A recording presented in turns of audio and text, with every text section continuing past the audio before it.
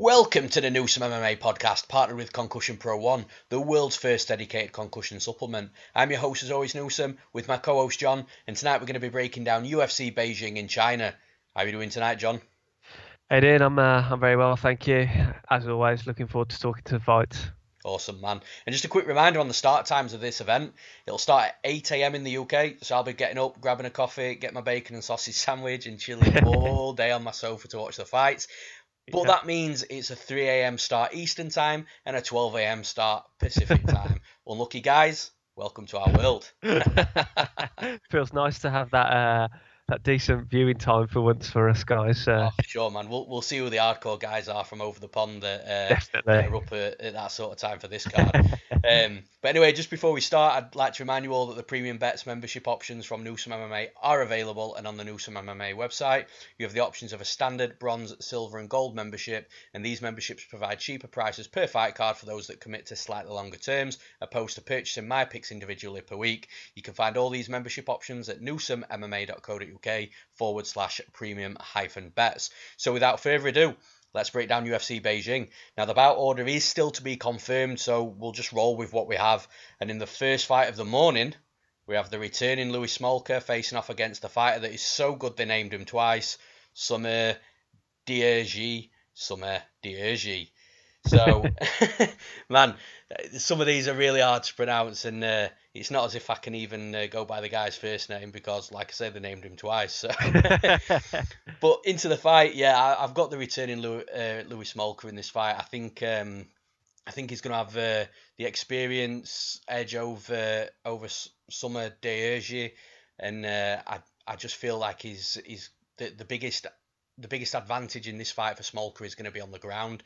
Sumudaerji throws some real, unorthodox, elusive kicks and stuff on the feet. You know, he's got some weird spin kicks. He's got side kicks. He's exciting. I actually think this is going to be a really good fight as well because I think Smolka's going to get smothered a little bit on the feet until he finds a way to the mat, which I think he does. I think he'll try early. I think he might have a hard time at first trying to get him down, but Smolka's rolled with some really, really good guys in the UFC already, obviously, before he got cut. I mean, even when you look back at the Nicolau fight, Nicolau's a beast. You know, rumours are that he's been cut due to the whole flyweight situation, which is a bit of a shame. But even though Smolka was really out of his depth against Nicolau, I still feel that it was an okay performance to an extent. But yeah, Smolka's rolled with some good guys, and Sumudaerji doesn't look like he's very well matched on the mat against Smolka. So I think it's, like I say, I think it's going to be entertaining. I think Sumudaerji is going to be throwing some nice stuff, some interesting kicks. Really get Smolka thinking because it's a short notice fight this as well. So I don't know how much Smolka's going to have studied his opponent for this fight. So if he hasn't done too much studying, he's going to be in for a nice surprise on the night. But like I say, I think at some point in this fight he uses his vet experience. I think he gets the fight to the mat, and that's where I think that the biggest differential is in skill wise and in area of MMA between these two guys. And I think Smolka's going to get a submission win. What about you, Jon? Yeah, I'm of the same opinion. I'm going with Smolka in this one. I'm a big fan of Smolka actually. I was pretty upset to see him get cut. Wasn't surprised though with 40 feet on the bounce. But yeah, I'm still pretty upset. He's a good guy. I met him actually in Dublin very briefly for the when him and Paddy Houlihan ended up main eventing, of course. When that car got absolutely decimated. But that was one hell of a fight. I really enjoyed that. People may have been complaining about the name value of the main event, but entertainment wise, that was a fantastic 2-round fight, and really enjoyed that. But when you look at his 4 losses, like you say, he's got Nicolau, Tim Elliott, Ray Borg, and Brandon Moreno. I mean, they're tough guys, man, and I think Smolka came out himself and said that. Not that he wasn't taking it seriously, but his head wasn't in the right place. I think he was. He had some mental issues, didn't he? Yeah, he said that he was boozing quite a lot as well. I think if I remember reading rightly, and he said he's cut all of that out now, and he's done what you've got to do really when you get cut from the UFC, and that's get in there as often as you can and get those wins, get those finishes. He's done that. He's got 3 finishes in a row. it'll be interesting to see what he's like up at bantamweight, because obviously he's been fighting at flyweight previously. He's tall, he's a long guy for flyweight, so I imagine he'd fill out quite nicely for bantamweight. Sumudaerji, I think you've summed him up pretty well. I've only seen a few brief clips of this guy. But as I say to you pretty much every week, I do worry about guys who come in from these smaller shows, that how they're going to fare coming in under the bright lights against the big names, the people with Smolka's experience. For sure, and it just to quickly jump in there as well, because I feel like I need to say this because I gave the guy so much shit on the last podcast, but looking at Staropoli, from the last card, it came out that I'd bet Hector Aldana. I don't regret the bet because of what I saw on tape and his opponents, and like I said, everything I said about Staropoli was justified in that last podcast, and I think I made the argument for justification as well. I didn't just say things without backing it up. But that's an example of what you've just said, John, completely and totally. That it's a worry when a guy's stepping up to the bright lights, but it's also a real unknown as well. And it's in this game, especially the gambling game, everybody, no matter how good you are, no matter how much you've won or lost, you evolve, you learn, you have to learn, otherwise you'll just fall behind, you'll start losing money. And that's one thing that's really opened my eyes, because Staropoli genuinely looked terrible before he stepped into the UFC, but he stepped into the UFC against Aldana and he looked great. He looked crisp. He looked sharp. His striking was on point, and it was nothing like what we'd seen in any sort of footage of him. So, I just felt like I quickly had to jump in there and just sort of props to Staropoli, man. I know I lost my bet, and he proved myself, and he proved a lot of other people wrong as well. And credit to the guy, and I'm looking forward to seeing him step back into the cage again. So. Yeah, definitely. Sorry about jumping in there. No, probably. I was very impressed with him. I was of the same opinion as you. I didn't think he looked great in his tape, but so it just goes to show where I always say that I'm unsure these guys coming in from an unknown background, really, and as we saw last week, they can shock you and they can perform. But I've just been looking through the Sumudaerji's opponents' records, and I mean, his last fight he lost to a guy who was 11-4. He was 11-2 at the time, so pretty evenly matched. But before that, his last 3 wins were against the guy who's 0-1, guy who's 1-0, guy who's 2-1. Then he lost his fight before that to someone who's 4-0. And then he's got wins over someone who's 2-4-1, 5-0, 3-2, 4. I mean, his opponents that he's fighting, he's fighting on these like I say, these smaller events, smaller cards, and the guys he's fighting haven't even got a particularly good record. So yeah, I'm going to have to go Smolka with this one. I think the same as you. I think he may get caught early on, he may get hit, but then he might realise that if I take this down to the ground, I've got a significant advantage, and I'm also going with a submission win for Loose Smolka in this one. Sure. And in the next fight, we've got a really interesting fight, and like I say, the bout order. This isn't correct because I've got a funny feeling this fight is going to be a lot higher up than what I'm putting it at. But yeah, we've got Kevin Holland returning against John Phillips, who's returning as well. So again, a really, really good fight. John Phillips is an experienced dude, 21-7. 18 wins by knockout, 3 submissions. The guy's only seen round 3 once in his career, which was the decision loss to Tom Con Watson. So, he's an absolute powerhouse from Wales. I felt a bit sorry for him in his last fight at UFC London because he came in against Charles Byrd. He'd had all the visa issues and things previously before that. Had been signed to the UFC for 2 years but couldn't really fight because he didn't really know where he was standing. But he didn't want to take another fight because if he lost that outside the UFC, then the chances are the UFC probably wouldn't have been interested. So yeah, really tough spot for the guy, and he came in there, he got taken down straight away. That's his that looks to be his Achilles heel in this game. Got taken down straight away, controlled on the mat by Charles Byrd, and ended up being submitted in round 1. But the dude's an exciting fighter, and if he gets some stand-up time, which I think he will against Kevin Holland, we're going to really see what John Phillips is about. He is a decent striker. He throws everything in his shots. He doesn't look like he fatigues too much from them, but like we say, that sample size is really small because he very rarely goes into deep waters. But like I say, he's an exciting fighter, throws heat, throws bombs. As a fan, that's what you want to see. That's what gets us up in our seats. So, yeah, I really do like Kevin Phillips as a fighter. But that being said, I think he's biting off more than he can chew with Kevin Holland, because Kevin Holland, again, is another legit guy. He's elusive. He's very well rounded. He's a good striker. He's a good grappler.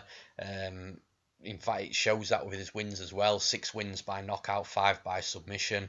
So, yeah, his last fight, he came in on short notice against Maheta Santos at UFC 227. Ended up going to decision with Santos. It's an awesome back and forth fight. He's a guy that talks inside the cage as well. Just loves chatting.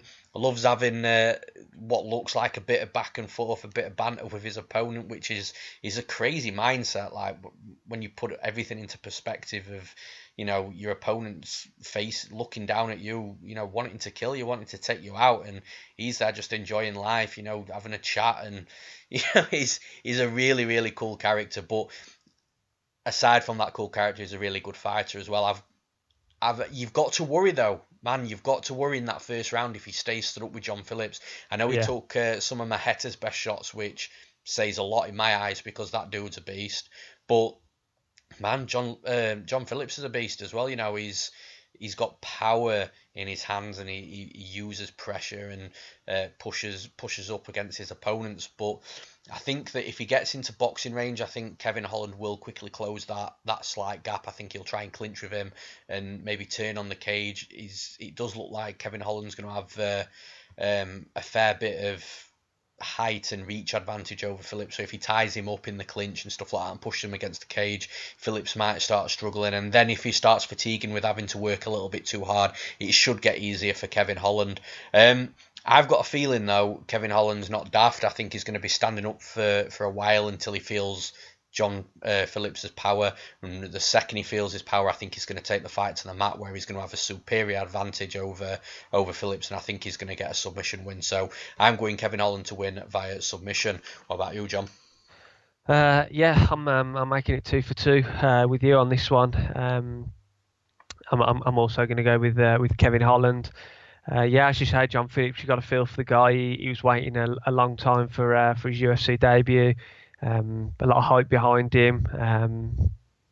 Fighting out of SBG in Ireland, so obviously the McGregor connection straight away. Everyone jumps on that, and they were hyping him, and he's a beast. I mean, he gets people out of there quickly usually, and he's an exciting fighter. But in that fight against Charles Byrd, he really got exposed, and he got taken down straight away. To be honest, he looked like a bit of a fish out of water when he was on the mat, and which is quite surprising for an SBG guy, because they usually under John Kavanagh, he's very good jiu-jitsu black belt, but he kind of looked lost on the canvas, and he got finished in the first round, that rear naked choke. But when you look through the losses on his record, he's only losing to good guys. I mean, Jesse Taylor, he lost to back in 2013. That was his previous loss before Charles Byrd. He's UFC caliber. He's lost to Frank Trigg way back in 2011. Tom Watson, as you mentioned. Judo Jim Wallhead, way back when as well. Jim Wallhead's always been dominant on the domestic scene as well. I'm with you. I think Holland, he's a really exciting guy. That fight with Santos was fantastic. Some of the scrambles as well, like they were doing some crazy stuff on the ground. They were both just trying to take each other's heads off wherever it went. I think Holland will again possibly expose Phillips's ground game, and I think he'll take him down. He'll use that height and reach advantage to start with, and like you say, as soon as he gets touched up by Phillips, he'll think I'm better suited on the ground with this guy, and I think he'll take him down. And again, I think he'll get the submission. I think it'll go a bit longer than Phillips's first fight. I think it might go late second, third round maybe. But Holland looked like he had a gas tank as well against Santos. I mean, like I say, that fight was just literally 15 minutes of chaos, and he looked like he could still carry on for another round or two. So So yeah, I don't think his gas tank will be any kind of worry. So yeah, I'm going with you with this one. I'm going Kevin Holland to get the submission win, late second, early third round. Sure. And then the next fight of the night, we've got Xiaonan versus Syuri Kondo. And man, this is going to be another really good fight. You know, it's a women's fight. At strawweight, Xiaonan, big. I'm a really big fan of her. Yeah, She's exciting. She's fun to watch. She's got some crazy kicks. She's got pressure. She's aggressive. She'll come forward at all times, whether that means her being hit or not. She doesn't care. And I really feel like Yan Xiaonan is now known. And you look at the betting line, that speaks volumes. I think she's around a minus 400, minus 450 favourite. yeah, Which I think, you know, there's often times where I say, you know, the lines are too high and shouldn't be that high. I personally think that those sort of lines at sort of like minus 400, I hate lines that are higher than that in MMA because MMA is a volatile sport, but I do feel that Yan Xiaonan justifies that to an extent because she is a really good fighter, and she's not just a good fighter. She's just really hard to beat. Like yeah, it's tough to see many fighters that are gonna look good against her, even if the other fighters that I'm talking about might win. I don't see many fighters really looking good against her at all. She's the type of fighter that I can see humbling a lot of women in this division. I cashed on her as a 2-1 underdog in her last fight against Vivian Pereira, which I still find funny now. You know, like I genuinely thought the lines were flipped by accident, and it should have been the other way around until I realised I was wrong, and then like I say, I put the bet on and cashed that easily. May I might add. But yeah, I really like her. Syuri Kondo. She's no scrub. She's no mug. I think this will be another good scrap. She tends to go to a decision more than anything else. So she seems to be a bit more of a point fighter. You know, 6 wins, 5 have gone the distance. So you know, you do get that vibe from her. Her last fight, well, she's had 2 fights in the UFC. Her last fight was the quick finish from Poliana Botello. Crumbled with a couple of body kicks and you know, bit of a late stoppage there as well in my opinion. But the fight before that, she beat Chan Mi Jion, who I don't think again is a bad fighter, so I don't think that's a bad win for her at all. It was a split decision with that being said, but I really can't look past Yan Xiaonan in this fight. She's just too good, and I can't wait until what I hope happens is I hope she comes out here and I hope she finishes her in emphatic style, whether it be early or whether she dominates and then finishes, because I really can't wait to see her sort of on pay-per-views in America. I'm not sure how the visas work with China to America. I've got no idea. I would assume Li Jingliang is absolutely fine, so I would assume there'd be no issues there. But yeah, I can't wait to see her on some pay-per-views because there's some really, really good fights for her at strawweight, and I think she's going to go a long way. I'm not going to sit here and say, you know, future top 5 or potential champion or anything like that, because I'm just not quite sure yet. But what I do know is she is going to beat a lot of women in this division. So I've got Yan Xiaonan, and I'm going to take her via a late TKO as well. I think it's going to be a good fight for a few rounds.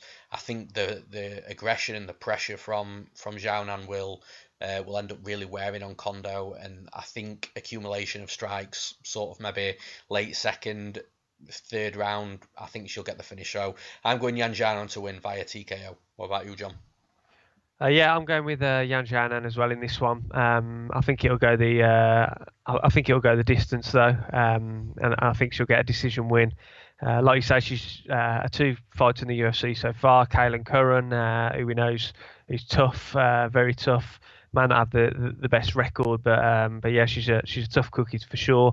And then yeah, like you say, that last win over Vivian Pereira, who had a very good record coming into that fight as well. I think she was only she was about 13-1 herself, Pereira, when they went into that fight, and yeah, she just completely outclassed her.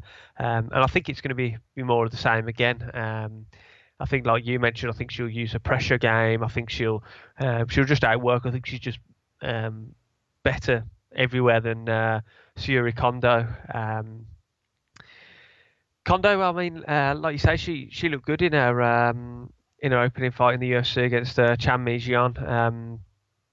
But she got finished early in her last fight against Poliano Botelho. I think her all round game, I think Xiaonan's just a better fighter, and I think she'll just beat her up, and I think she'll cruise to a decision, to be honest. Now, in the next fight of the night, we've got Zhang Weili versus Jessica Aguilar. Now, this is another fight where the lines are just absolutely huge for Zhang, and to an extent, I get it. You know, a little like Xiaonan, she's exciting. She's a pressure fighter. She's got she's got good striking. She's good on her feet. She's quick. She's accurate. She can get the fight to the mat, and she's aggressive on top. I'm not too sure though what I made of a debut against Danielle Taylor, and I know Taylor's again in a bit of a sense like Yan Xiaonan. I mean, by no means am I making any comparisons in regards to skill level, because that's just not true. But in regards to being just difficult to beat and look good against, I find a little bit of that with Danielle Taylor, and so I'm not really sure in regards to Zhang if it was just the fact that Taylor is, like I've just mentioned, hard to look good against, or whether it was, you know, genuine. I mean, it wasn't a bad performance, but she came in with a lot of hype, and I think people expected her to steamroll Danielle Taylor. So I don't know if this plays a part from a mental perspective, watching the fight and expecting one thing and getting another. Then you've got to take into consideration that UFC jitters are real as well. So did that play a part? But yeah, I think people expected her to take Danielle Taylor out, and quite quickly. But with all that being said, she's still a good fighter. Like I've mentioned, she's aggressive. She'll be in your face. She'll get hit if need be. She did fade against Danielle Taylor though, sort of maybe late second, and she got a bit of a second wind in the third round, but then Taylor started to slow down as well. So, you know, you've got to factor that in. Jessica Aguilar is probably on the tail end of her career in regards to where she's at. But with that being said, I do think she's still a tricky out for most fighters. You know, I think she does her best work trying to get the fight to the mat and being topside, opposed to a striking. I think she's going to be outmatched striking against Weili Zhang for sure. But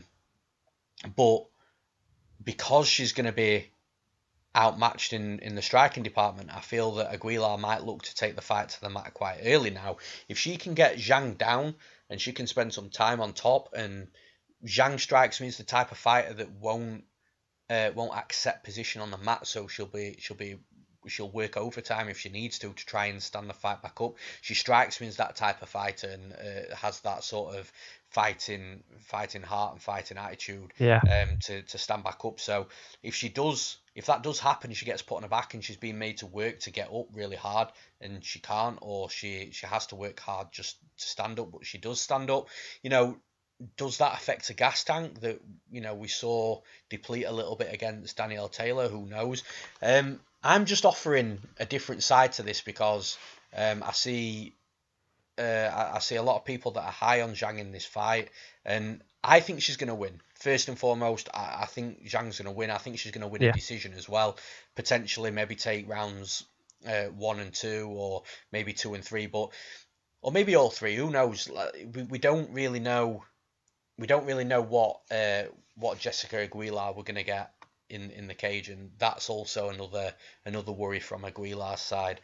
But yeah, I think Aguilar's tricky. I think she'll cause Zhang problems. I think Zhang will win, but I don't think it'll be plain sailing. And I could be wrong, you know. Like I said, Aguilar is on the tail end of her career. If she steps inside the cage and she really is declined, she really is done, then it could be a complete whitewash where Zhang bulldozes through her. But I just feel that if Aguilar's got anything left inside of her in this fight game, that she's quite tricky to beat. So I think Zhang will beat her. I think she'll win via decision. But yeah, I don't think it's going to be a total whitewash. What about you, John? Yeah, I think it's another fight that's going to go to a decision. I can't see either fighter getting getting the win inside the distance in this one. I'm with you. Yeah, I think Zhang will win this one. I do think she'll have enough to overcome Aguilar, who's very experienced. I mean, 36 years old. Like you say, she's coming to the tail end of her career, and I actually picked against her in her last fight. She'd lost 2 on the bounce against Gadelia and Courtney Casey. She had that fight with Jodie Esquibel. And yeah, I picked Esquibel in that fight. I thought she was going to get the win, but Aguilar showed me that there's still some fight left in her. Like you said, I do think her best bet is going to be to try and grind this one out, frustrate Zhang, try and tire her maybe. Like you say, if she can get her down and if she can keep her down, will Zhang get frustrated? And like you say, will she expend too much energy trying to get back to her feet? But yeah, ultimately, as like you said as well, I think I do think the betting line's a bit off on this one. I don't think Zhang it's going to be as comfortable as Zhang as the odds suggest. But yeah, I think Zhang will have enough in her arsenal to get the win as it goes the distance. She has got a bit of a history of finishing fights. She can finish fights, and she can finish fights early. I mean, if you look back through her record, she's got prior to that Danielle Taylor fight, she first round, second round, then she went to decision. Then there was about 5 first round stoppages in a row. So she can finish fights. We didn't really see that finishing and killer instinct against Taylor. Maybe that was just bit of UFC jitters in her first fight, and maybe she'll look a lot better in this second fight. But from what I've seen, I think Zhang's going to win it, and I think it's going to be another decision. Yeah.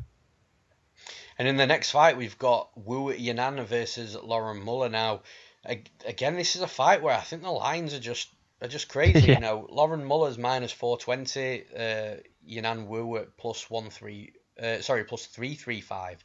So, I just don't know what Lauren Muller's done to sort of warrant that betting line, especially crazy. behind enemy lines as well in China against a fighter that.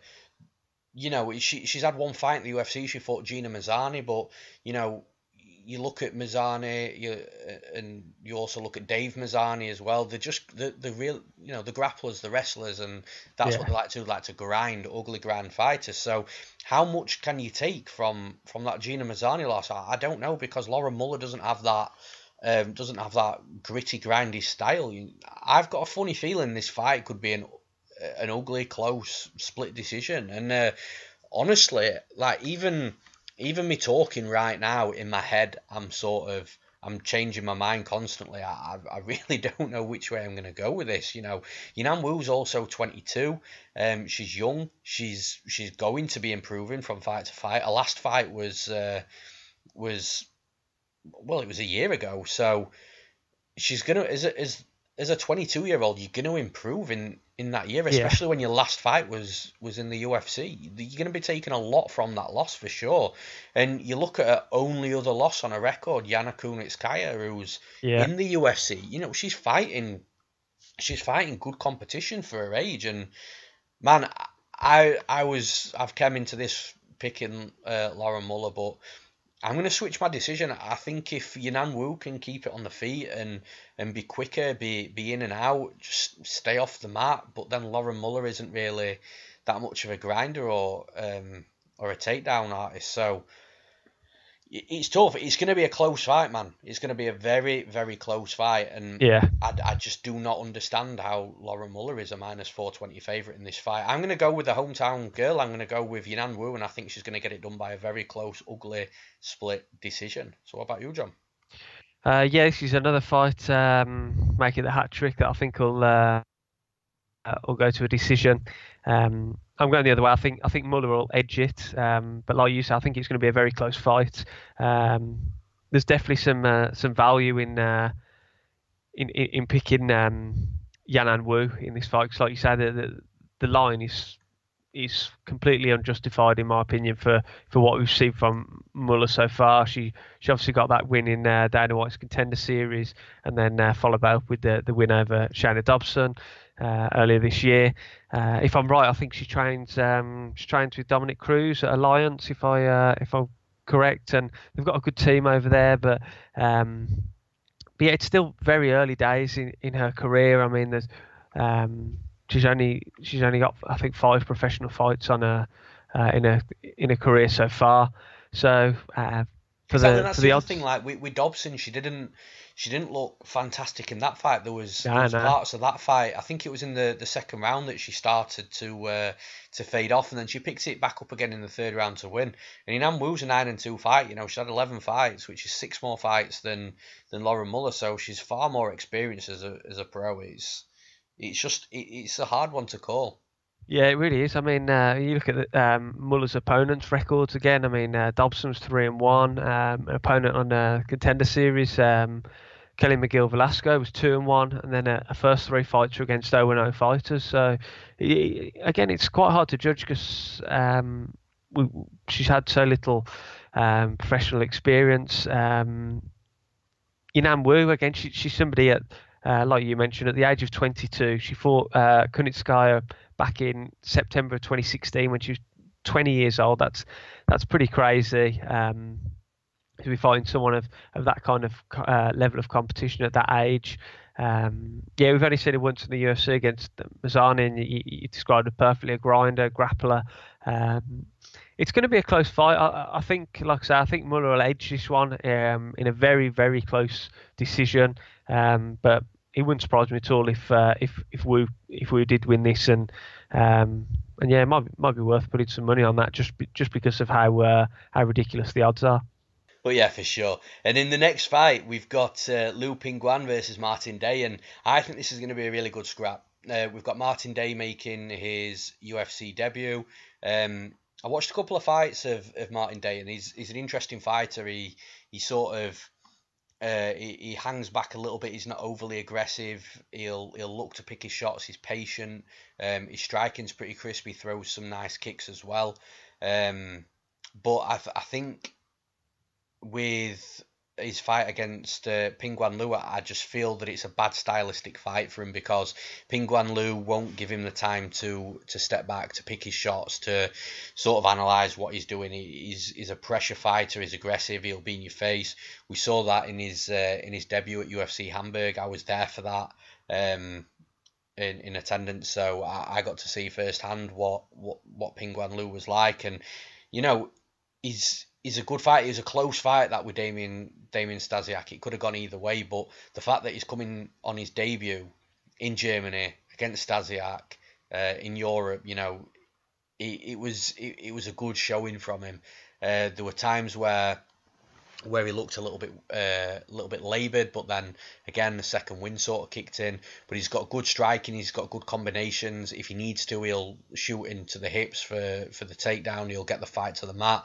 He looks like he's got some decent top control as well. And I almost think that the takedowns might be the best avenue to victory for Pingyuan Liu because although, like I say, if Martin Day does take a little bit of time off, I think Pingyuan can close the distance. I think he can land inside.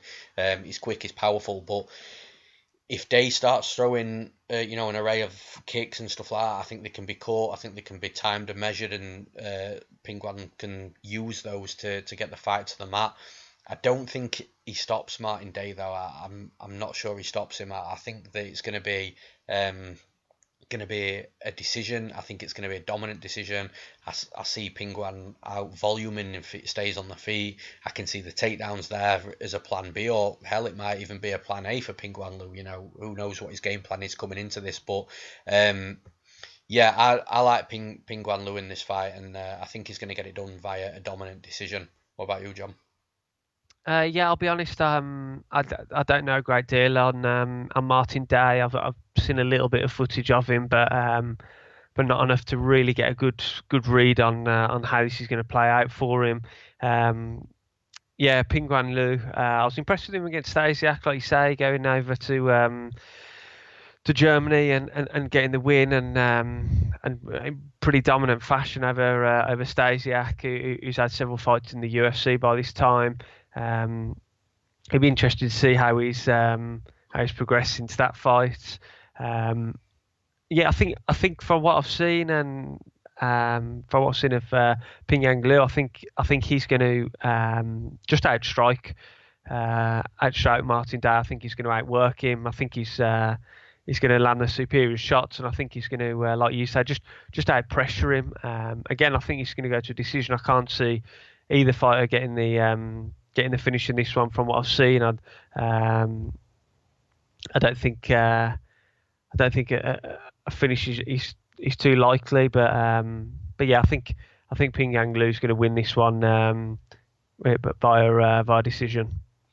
Awesome. And in the next fight of the night, we've got it's a really interesting fight. There's been a lot of fun back and forth over Twitter over the last few days, which I've really enjoyed. We've got Yaozong versus Rashad Coulter, and man, no disrespect here, but it's quite a low level fight in my opinion. Yeah. Rashad Coulter doesn't look entirely great. Potentially not UFC caliber.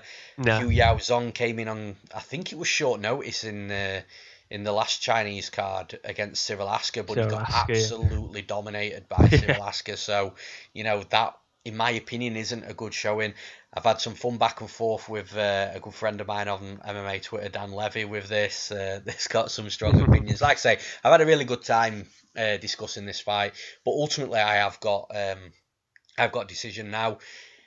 I've watched a bit of Yaozong on on YouTube. His fights are out there to see.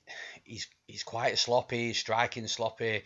He did have a bit of top control, and he somehow managed to climb his way to a mounted crucifix, and landed some pretty interesting ground and pound. It's definitely worth checking that out. But yeah, I don't really know what to say without sounding too harsh here. They're both professional fighters, and I'm here slobbed on my couch doing a podcast talking about them. No right really to sort of discredit any fighter whatsoever. But yeah, in regards to the UFC, I'm not sure what the UFC are doing here. Hugh looks like he's got a bit of speed. Potentially not too much power. It's more of an accumulation of strikes, whereas Rashad Coulter comes from a boxing background, so he's sort of going to be a bit slower but have the power. So it's almost going to be a power versus volume type of fight. Coulter doesn't look like he's got the best gas tank, but I saw Yaozong gas out quite quickly as well after a few flurries. And man, when he gets into his flurried combinations against the cage, that dude goes from 0 to 100 mile an hour faster than you can ever imagine.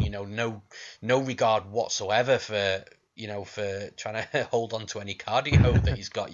Just lets it all go, lets it all out there. I think this is going to be a really fun fight. I'm really looking forward to this. I think it's going to be a ton of fun. And it's also at 205 as well. I didn't realise this until the other day. I thought both of these were heavyweights. I think the cut to 205 does favour Yaozong more than it does Coulter, because I think Yaozong is a little smaller. I think the cut's going to be definitely a lot easier for him. Rashad Coulter weighs sort of 240 pounds, so he's going to have to cut 35 pound of weight to make that 205 limit. So yeah, an interesting fight. I've got to side with Rashad Coulter in this fight. Now, I know some people aren't going to agree with me because of, they've made their cases of how bad he is, but I just think, I know he's lost to Chris De La Rocha, I know he's lost to Shea Sherman, and Tai Tuivasa's not a bad loss at all, but yeah, I know he's lost 3 in a row, but I think he's the better fighter. From what I've seen from a technique point of view, I just think he's the better dude, and I do feel that if I've seen him gas out at heavyweight, there's a lot of red flags and a lot of question marks around this fight. I'm going Rashad Coulter, and I think he's going to knock Yaozong out early. If he doesn't get it done early, though, it's probably going to get ugly for Coulter, and then I think Yaozong's going to win. So it's almost Coulter early, Yaozong late. I'm siding with Coulter early. What about you, John? Yeah, I think Yeah, I think you summed it up perfectly. We're not the kind of people to be able to really disrespect these guys. They're professional athletes and they're fighting in the UFC, one of the or the top organisation for mixed martial arts. But yeah, when you look at these guys, I mean, I wouldn't be surprised if I know. Yaozong's only got that one defeat on his record in his last fight against Asker, but it wouldn't surprise me if either of these guys lost if they got their marching papers. Unfortunately, I mean, Coulter he's fought 3 times in the UFC and he's been finished quite handedly on every occasion. Like you say, De La Rocha and Chase Sherman are they're not exactly the highest level opponents in the heavyweight division. Tuivasa, like you say, he's a good fighter, and he'll be a top 10, maybe top 5, maybe even higher in the future. So that's not a bad loss. But I mean, that Chase Sherman fight, that was sloppy as hell. That was crazy. Did that not get a fight of the night? I believe so. Is that the one where, if I remember correctly, where he was just kicking the leg off? Was Chase Sherman kicking the leg off Rashad Coulter in that fight? It was fun as fuck, that fight. Yeah. From a technical point of view, it was horrible. Yeah, maybe not great, but yeah, man, that was an awesome fight. that was a crazy fight. But they were both absolutely exhausted, and that was nuts. I mean, Yaozong made no offense again here to Cyril Asker, but he made Asker look like a megastar in that fight. Like a heavyweight Khabib Nurmagomedov. Yeah, definitely. I mean, this seems a common theme with me tonight, looking at the records of their opponents. But the guy that Coulter beat before he came into the UFC was 3-15. That's absolute madness. That he could have had 15 really tough opponents. So. Yeah, very true. But when you look through all his opponents' records, 3-15, 4-2, 4-3, 13-24, 3-2, 1-5, and then 2-0-0. So, I mean, the level of competition is the same with Yaozong. The guys he's fought 0-1, 0-0, and 2-3. So yeah, it's not as though the fights they're losing are against real top competition as well, or the fights they're winning even are coming against real top competition. I'm with you on this one. I think Coulter will win, and I think he will knock him out. I think he'll knock him out early. I think if this fight goes on, I think it'll be really ugly. I think Coulter knocks him out early.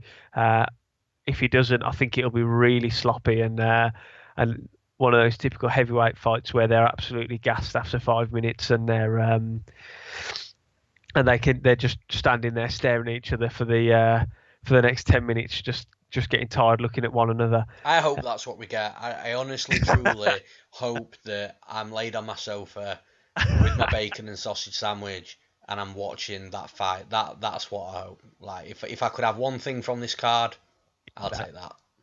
Yeah, I honestly think they're going to both come out of the blocks and the first round. I think the first round's going to be crazy. I think it finishes in the first round either way, but I think the first round is going to be crazy. And yeah, I think Coulter's going to get the win. I think he's going to finish him.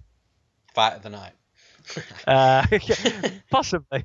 We'll talk about that a bit later on. So the next fight we've got Kenan Song versus Alex Morono, and I think this is. I don't really know what to expect from this fight. Actually, it's a bit strange because Kenan Song looked decent in my eyes. You know, he knocked Bobby Nash out in 15 seconds. Yeah. He took Hector Aldana out as well with pretty much a one bomb. I know he didn't knock him out. We discussed this fight in the last podcast, but for as good as Staropoli looked in last weekend against Hector Aldana, I think Aldana was also pretty poor as well. Now, I know we're going into a bit of MMA math here, and that doesn't always work out. And we have to analyse some aspects of it, though, of MMA math. So I think with Aldana actually having a poor showing against Staropoli, even though Staropoli was good, I'd take no credit away from him. Absolutely props to the dude. But the fact that Hector Aldana was beating Song comfortably. Go back and watch that fight. He won round 1. Yes, the fight ended in round 2, but up until that punch, Aldana was looking just as good in round 2 as what he did in round 1. And I almost think, was it just the, is Song actually as good as what we thought he was? Yeah. After we've seen how his opponents are, if that makes sense, if I'm making any sense. Yeah. I understand what I mean in my head, but I get you. yeah, I'm a bit curious with Song, and I think this fight will be quite telling as well because Morono's a decent fighter. He's had some good performances. He's had some bad performances as well, especially in his last outing against Jordan Meehan. Again, Meehan, a fighter that's potentially at the tail end of his career. I know he's young, but he's had a lot of fights. So, I don't think that was a great showing from Morono. I think Morono could be a good fighter. I wish he would do more in the cage. He's got a Brazilian Jiu-Jitsu black belt, so he's good on the ground. He tends to use it, and commentators allude to this all the time. He tends to use it as sort of a safety blanket of if the fight does go to the ground, then at least he's got something to use to stand back up, which he did against Nakamura quite well. Nakamura took him down a couple of times, and he ended up getting back up to his feet. This fight ain't going to take place on the mat, though, unless Morono puts it there. But, like I say, Morono tends to use his ground game as, like I've just mentioned, as a safety blanket, as a plan B if he needs to. So I think Morono will be happy striking with Kenan Song. And like I say, it's tough to know where Kenan Song is after what we've seen from his opponents that he's beaten in the UFC. But I think the two things that Kenan Song's got over Alex Morono in this fight is he's got speed and he's got volume. And I think those two things might be able to drag him through this fight. Unless Morono puts pressure on Song, is aggressive, he starts putting some volume together. He doesn't necessarily even need to hit him with hard shots, just volume and pressure. That's what Aldana was doing against Song to beat him, to look good against him in that fight. And, he was on his way to potentially winning the fight until he got knocked out. So yeah, that blueprint is there to get at Kenan Song, but I can only go from what I've seen on previous fights, and I just feel that Morono waits about a little bit too much. He doesn't actively pursue the win, and that's going to be a problem for him if he decides to have that sort of outlook on this fight. So based on only what I've seen in tape, I'm going to go with Kenan Song. I think he might win a decision. Wouldn't surprise me if Morono won though, but Morono's really got to put something together here, and he's got to do it convincingly as well. Kenan Song's going to be in China, a hometown fighter. If Morono's going to take that decision win over him, he's got to do it decisively. If this is a close fight, the split decision will probably likely go to the hometown guy. So I'm going Kenan Song to win. And I think he wins via a split decision. So who have you got, John? It's a bit of a tough one because like you mentioned, we were talking about Aldana last week on the podcast, and we were saying how good Aldana looked following that long layoff, and Song then came and beat him and put him away, and yeah, that was a good fight, and like you say, Aldana was winning that fight, I think, up until the finish, and we were singing his praises really. We were saying how well he'd done and how well he'd fared against Song, but then last weekend we saw that maybe we thought too highly of Aldana, and Song was just a bit sloppy on the night until that finish. I mean, it's like you say, MMA masses doesn't really work very often, and it's not a very good tool to use when judging other fights. But yeah, it does just make you think a bit in this fight. I mean, Song knocked out Bobby Nash after like 15 seconds. So what can you take from that? Was it is he this brilliant fighter with extreme knockout power who puts people away early, or was that just a Did he just catch Bobby Nash off guard? And if that fight would have played out a bit longer, would it have ended differently? It's hard to tell. I think you're right with Morono. It'd be nice if he was more active and he pursued the win a lot more. And I think he'd I definitely think his last few fights, especially the Nakamura fight, could have would have ended differently if it had been pursuing that win a bit more. If he was on the offensive. The level of competition that Morono's faced, I think, is better. Nakamura, Bertman, and like you say in his last fight, Jordan Mean. But I think, unless he's changed up his game, Morono, and he comes out and does actively pursue the takedowns and pressures Song and really goes out there and works for the win. I think with we've said it before, we don't like to say this hometown advantage, but sometimes in these close fights he could play a factor, and I think this one's going to go to a decision. I don't think Song's going to add the hat trick of finishes. I think it will go to a decision, and I think Song will take it. I just think he'll be more active. Like I say, unless Morono is going to come out there and really push the pace and alter his game plan that we've seen from his last few fights, I just think he'll come up short again, and I've got Song to win this one by decision as well. Sure. And in the next fight of the night, we've got a really, really fun fight. I think it's going to be fireworks. We've got Jingliang versus David Zawada. Now, Zawada is a fighter that's been around for years, 25 veteran. He's fought primarily in KSW.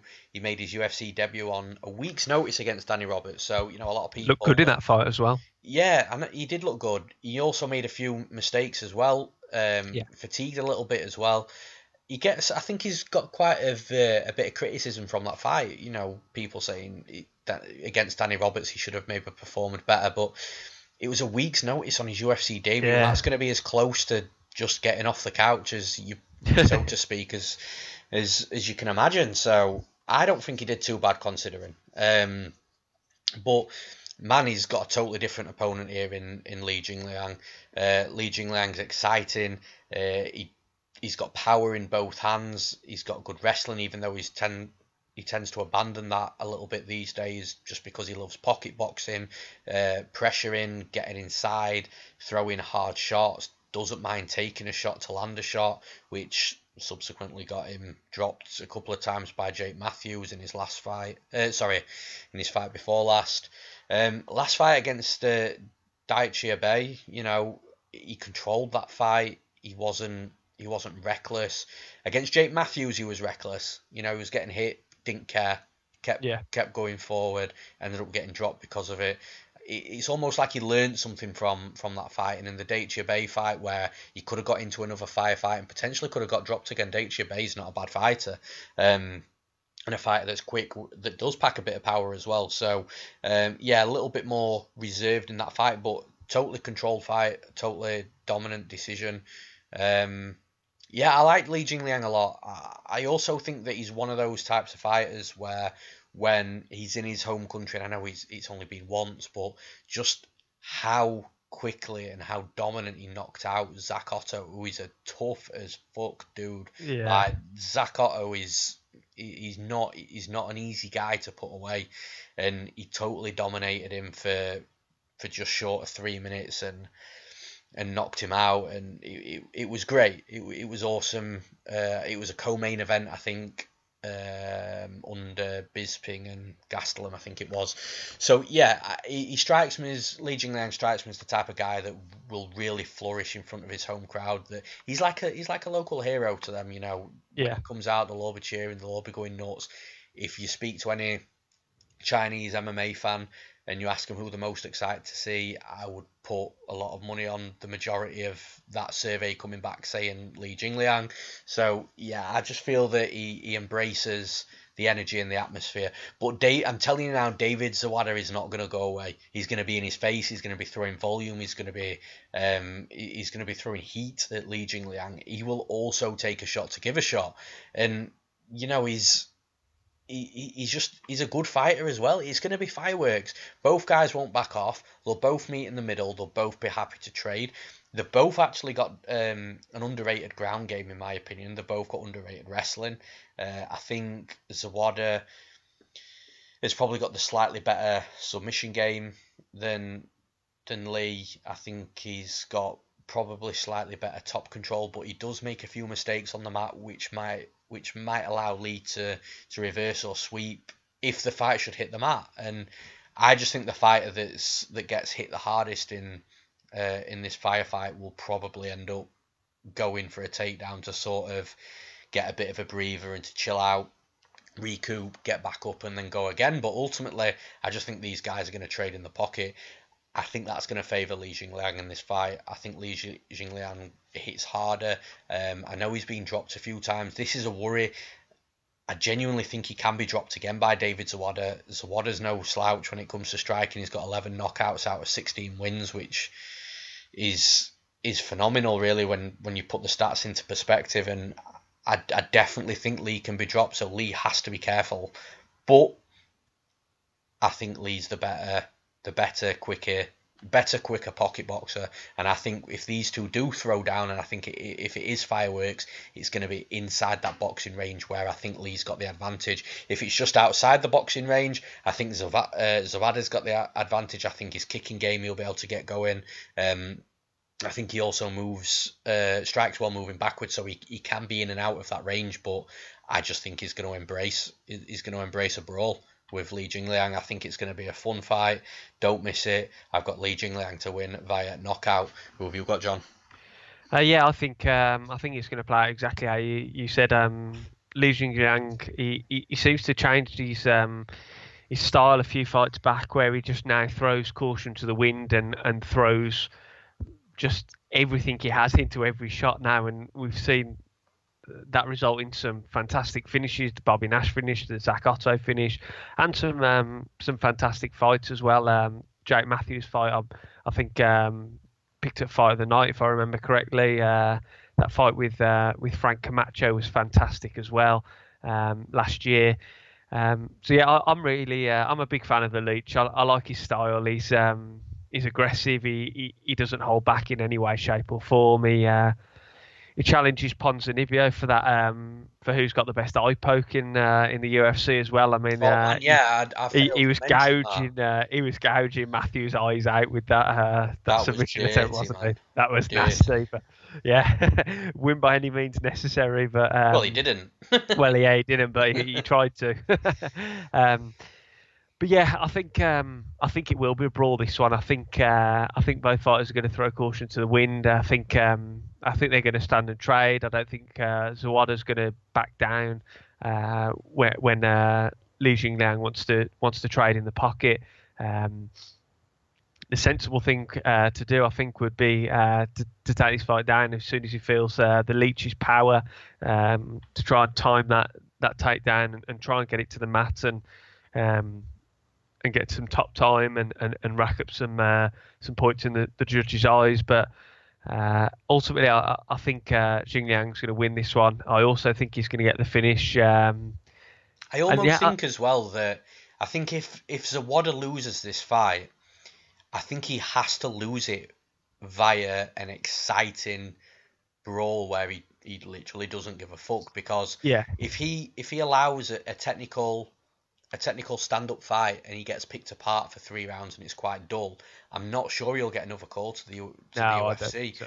But if he stands and trades with Lee and they both throw down and potentially get a fight of the night, this is a main card fight. It's likely that if it is a good fight, he probably will get that fight of the night bonus.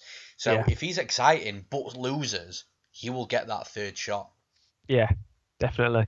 I think you're right as well. I think the fans in China, I think this is their go-to guy. I think this is the guy that they can't wait to see, and they look for his name on the cards when the UFC does go over to China now. And it doesn't surprise me. He's got an exciting style, so who wouldn't want to see him throw hands? But yeah, I think Li Jingliang's going to win this one, and I also think he's going to get the second round stoppage. Sure. And then the next fight of the night, we've got Song Yadong versus Vince Morales now. Again, and it's another fight I'm really looking forward to. Yeah. Really, really high on Song Yadong. You know, we touched upon him last week on the Hot Topics portion in regards to fighters that shine on, you know, these lower cards. And this guy's already shine. People know about him now. And he's a minus 400 favourite, rightly so. The dude, the only thing we don't know about this guy is his age. Yeah. No one knows. Is he 25? Is he 20? We don't know. But I also don't care. The guy is exciting. Also made an unbelievable career decision when he moved over to Team Alpha Male, because that's perfect for him, and that will allow him to develop. We're going to see a better Song Yadong than we saw against Felipe Aranches and that we saw against Barat Kandare. He's going to continue to get drastically better for at least another 2 or 3 fights before he starts settling down a little bit and just doing what he's good at. We're just going to see these improvements, man. He's good everywhere. He's just such a good fighter. He's got power in both hands. His movement is exceptional. How he floats in and out of range.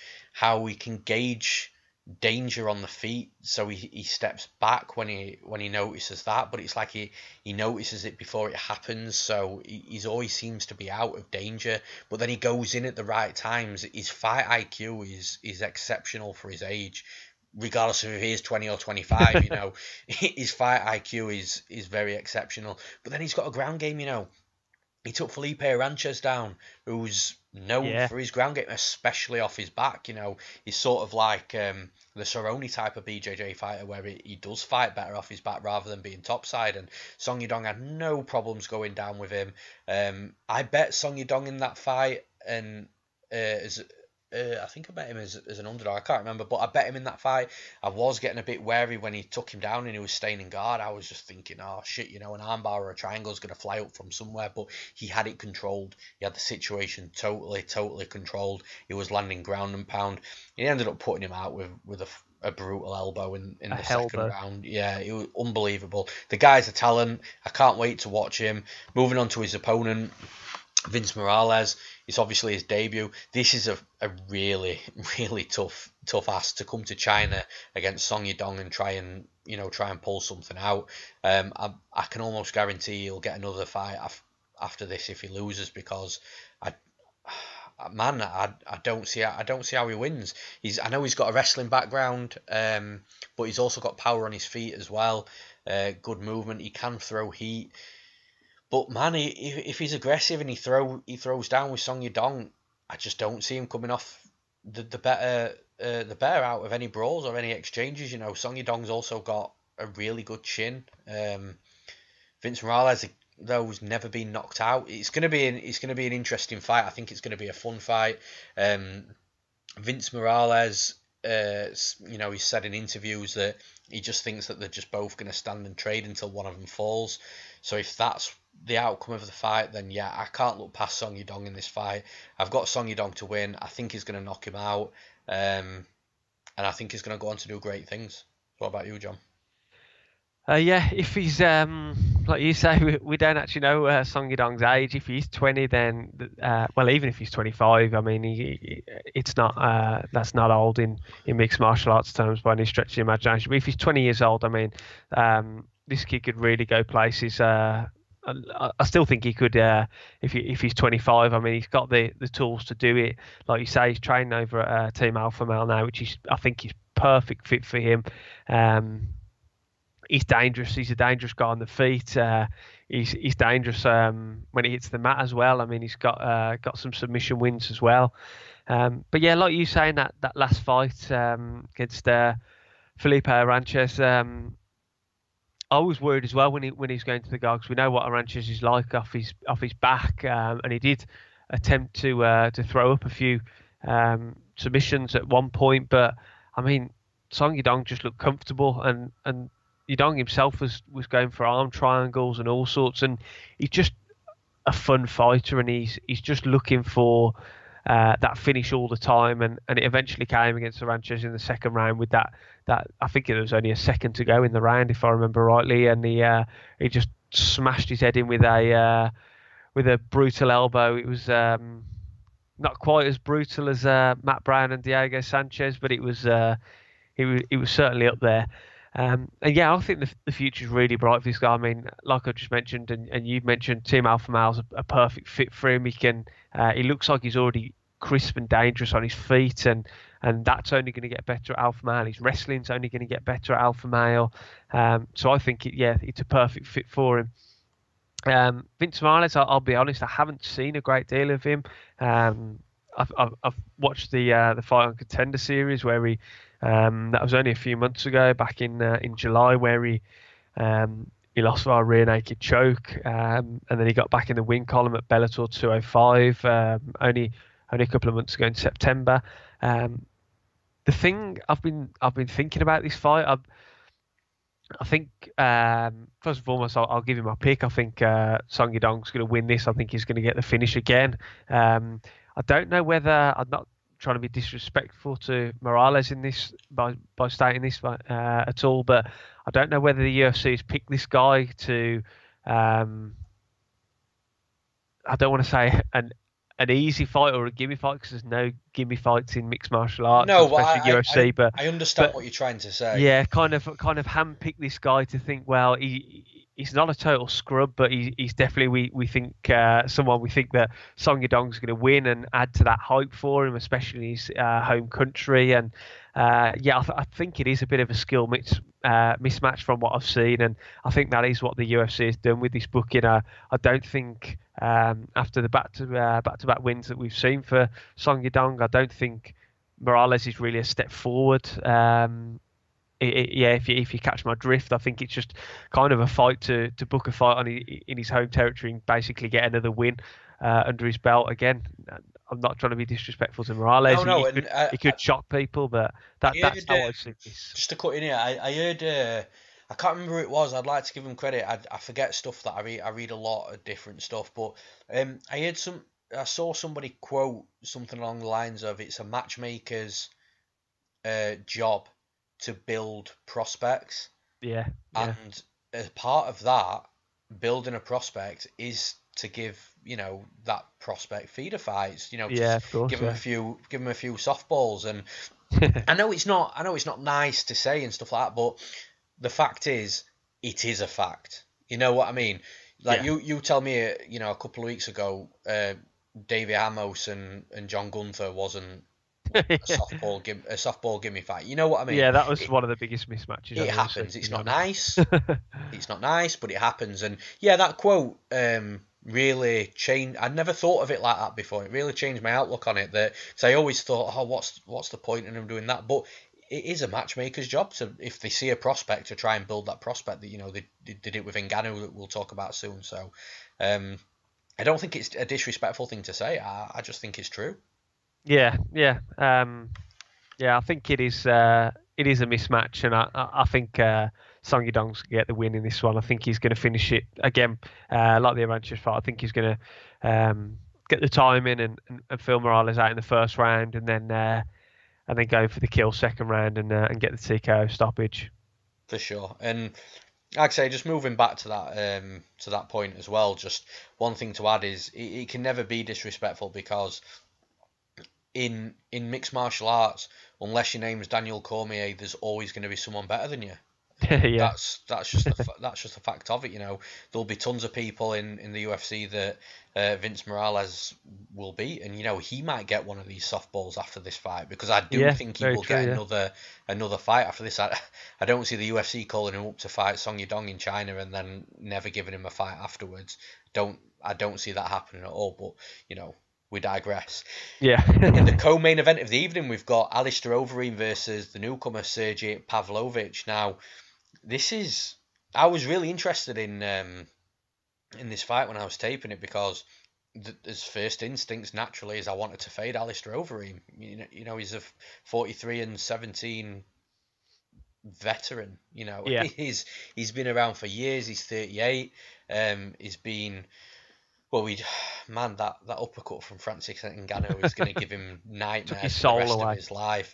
Curtis Blaydes also opened him up like a tin of beans as well. So, he's had two really tough fights. So naturally, my first instincts was fading Overeem. So I started watching tape on Pavlovich, and not a lot really stood out to me with this guy.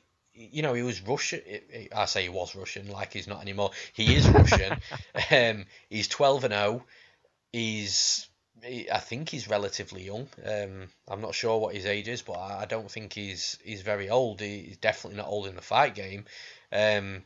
He's got 9 wins by knockout. He's got 3 decisions. So I was thinking, okay, well, he can go all three rounds, and definitely he's even got a 5-rounder in there as well. So he was champion in Fight Nights Global. So all these things, like when I was doing my pre-tape research, I was loving this. I was thinking, right, and then I saw the plus money on him at the time, so I was thinking, okay, I could really like this guy maybe.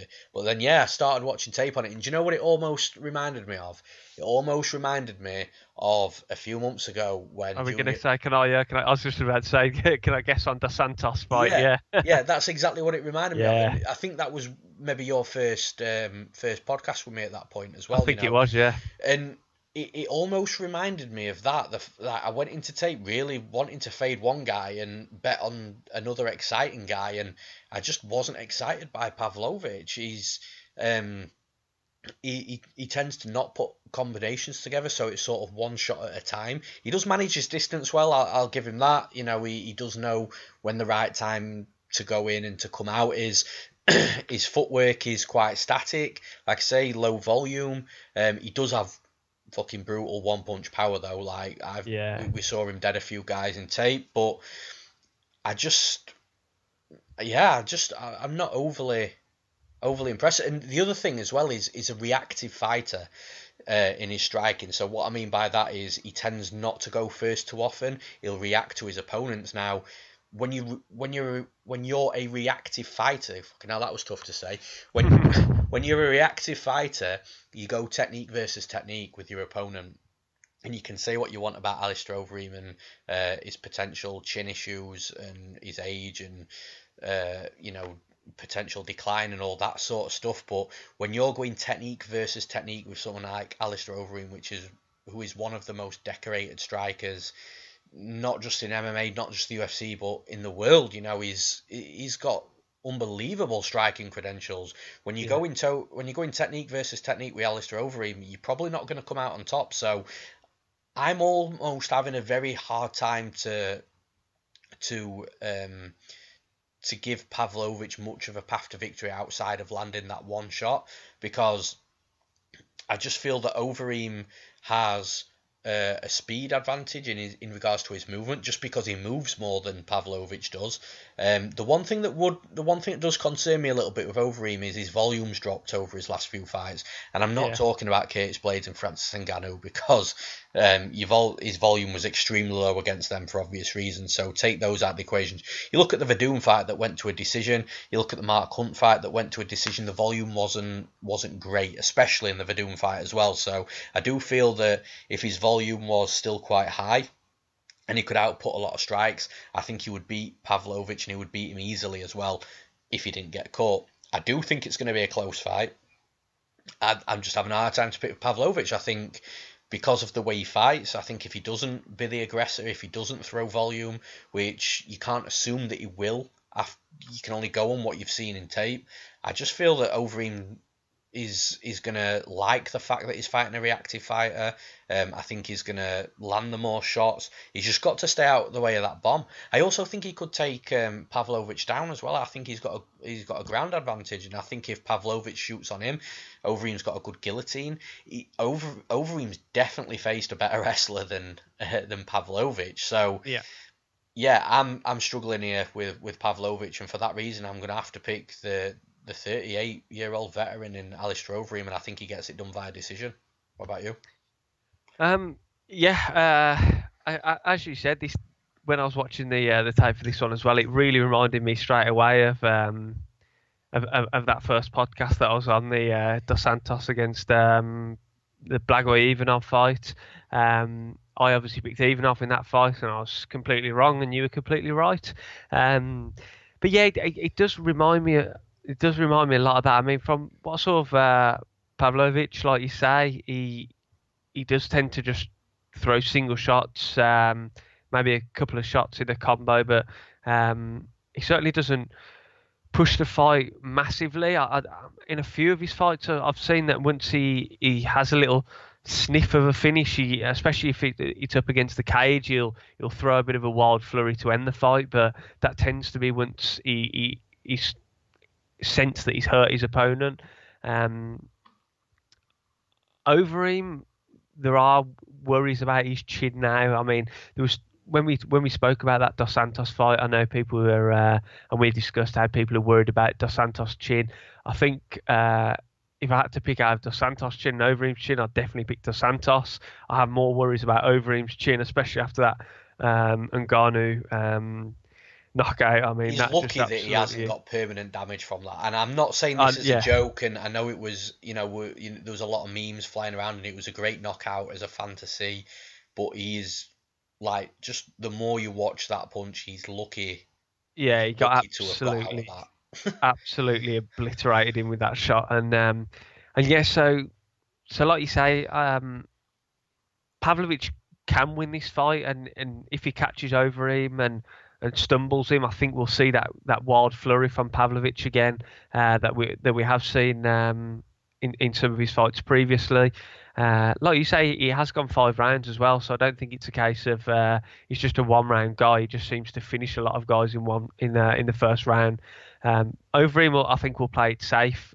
Like you say, his volume's dropped quite a lot, and I think if the fight plays out the way that that we've discussed and we think it could, I think it could be quite an uneventful fight, because Overeem's not overly aggressive nowadays. He tends to be more of a counter striker, and like you said with Pavlovich, he's a reactive fighter as well. So it could be a case of this is a bit of a standoff and a bit of a stalemate for quite a lot of periods in the fight. And ultimately, if it's going to go down to just a 1 or 2 strikes and then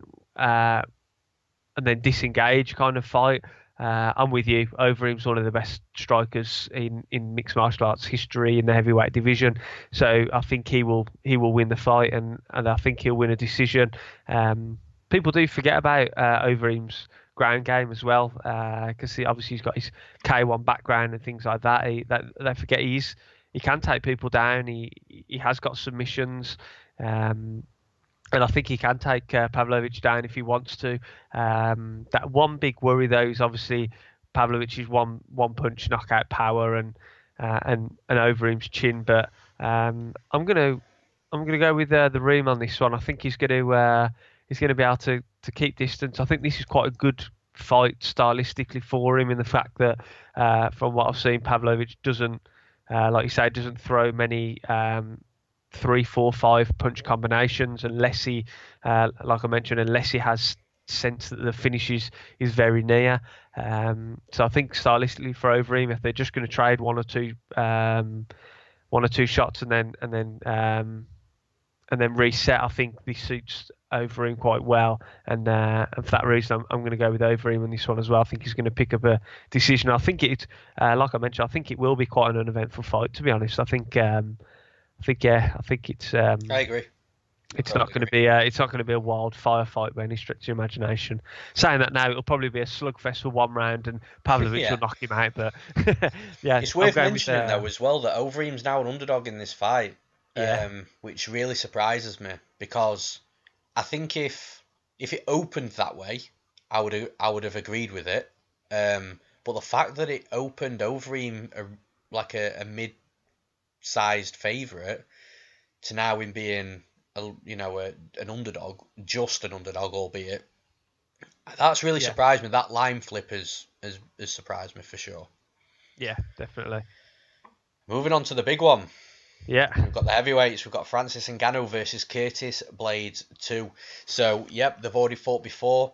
I've been having a few discussions over on Twitter regarding a few points in this fight. I've I feel like I've got a lot of points to make in this fight, and I'm going to end up forgetting a load of stuff.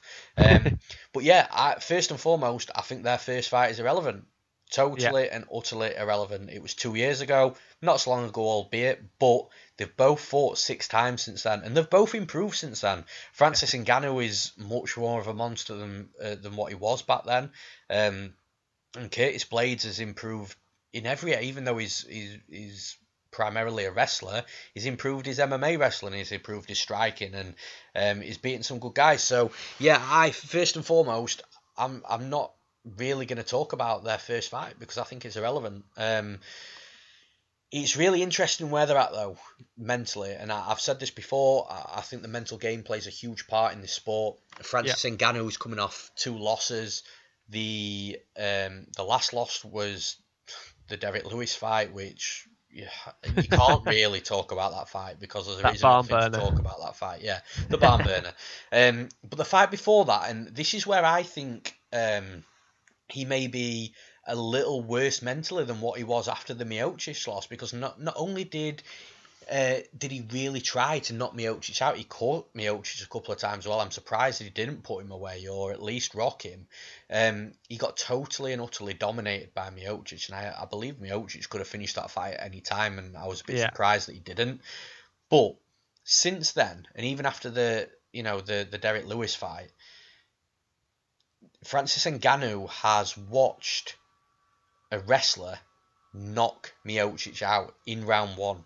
So what must have been going through Francis Ngannou's mind when he's watching the guy that he tried to knock out so badly and did connect with but couldn't, and ended up getting mauled for 5 rounds in 25 minutes, to then watching a wrestler knock that same guy out in round 1, like, quite comfortably. And I don't know where Ngannou is mentally. He looked very gun-shy. Well, he was very gun-shy against Derek Lewis. And I think he even admitted after he came out of that fight that he wasn't right, he wasn't there. And I feel that he's going to be more gun-shy against Curtis Blaydes because of the wrestling. Now, obviously the blueprint's been laid out of how to beat Ngannou from that takedown and wrestling perspective. But Ngannou won't want that to happen a second time, and I feel that when I did an interview with Curtis Blaydes a few months back, and the one question I asked Curtis Blaydes, because I'm really interested in grappling and wrestling and stuff like that, it's the area of this gambling game that I feel that I have the most knowledge in, and the one question I asked Curtis Blaydes was, do you sense inside the cage that your opponents are really hesitant to overcommit and throw strikes because they're wary of the takedown threat? And instantly, without even thinking about it, he just said yes. He said he senses it all the time, that fighters don't really want to overcommit because they're scared of getting taken down by him. He said in the Overeem fight, it took him a little bit longer than what he liked, because Overeem came out really, what was his word? He just threw him off, basically. He came out really strange, weird stance, low hands, and Curtis Blaydes didn't expect it, and Curtis said to me, I just had to adjust. He had to make the in-cage adjustments in order to score the takedown, so that's why those came a little late. And yeah, I just feel that the same thing is going to happen in this fight. I think Ngannou is going to want to knock him out. Obviously, that's his path to victory. But I just feel that he's going to be even more gun-shy than ever, because he's going to be expecting Blaydes to take him down. And if you watch or listen to any interview with Curtis Blaydes, obviously I did that one with him, but I've also watched the James Lynch interview. He's done a couple of bits with Curtis Blaydes as well. All Curtis Blaydes talks about is how to be smart around power and how to not risk it and not take chances. Even when he was breaking down Derek Lewis and Daniel Cormier, James Lynch asked him, which way you're going, and Curtis turned around and said, well, it all depends on DC. He said if he wants a great fight and wants to put on a show for the fans, then Derek Lewis will win, because he'll end up standing with him and getting knocked out. But he said if Cormier wants to win, he said he'll be smart and just take him down. And it's just all these little snippets of information that I'm taking from Curtis Blaydes that leads me to believe that he is going to be totally smart in this fight. He isn't going to strike for any sort of long periods. And it's almost like, in my opinion, it's almost like a similar thing that I said with McGregor and Khabib. I said McGregor has every chance to knock Khabib out until that first takedown comes. Yeah. And that's pretty much what happened. You know, that first takedown came, and then then Khabib knew he could get him down, McGregor knew he could get him down, and you sort of knew from then which way the fight was going to go. And I feel the same way in this Ngannou and Blaydes fight. Ngannou has every chance in the world of knocking Curtis Blaydes out, completely spark KOing him. I get that. But until that first takedown happens, and when that first takedown comes, I feel that all the flashbacks, all the memories of the Miocic fight are going to come back to come back in Ngannou's head. I think he's going to be thinking about it, and I just think it's going to mentally sink him. And then the longer he's getting taken down and he's put on his back and getting worked on, the worse his gas tank's going to get. That means if he gets up and if the round ends and it, you know, obviously all fights start standing, that takedown will probably come a little bit easier. The one thing I noticed from, and I will discuss the first fight very slightly here, the one thing I noticed from their first fight is when Ngannou was standing up, because he did get up a few times from Blaydes' takedowns, Blaydes was breaking. And he was moving out and then coming back in. Blaydes doesn't do that anymore, and this is part of his game evolving. And you saw that in the Mark Hunt fight, because Mark Hunt kept standing up. Blaydes scored 10 takedowns in that fight, I think. And you don't score 10 takedowns in a fight unless your opponent's standing back up, regularly. But what Blaydes kept doing is when Hunt was standing up, he was accepting, okay, he stood up, I get that. But he wasn't, that body lock, he was getting the body lock, he wasn't letting him go, he wasn't letting him breathe, and he was just throwing him straight back down.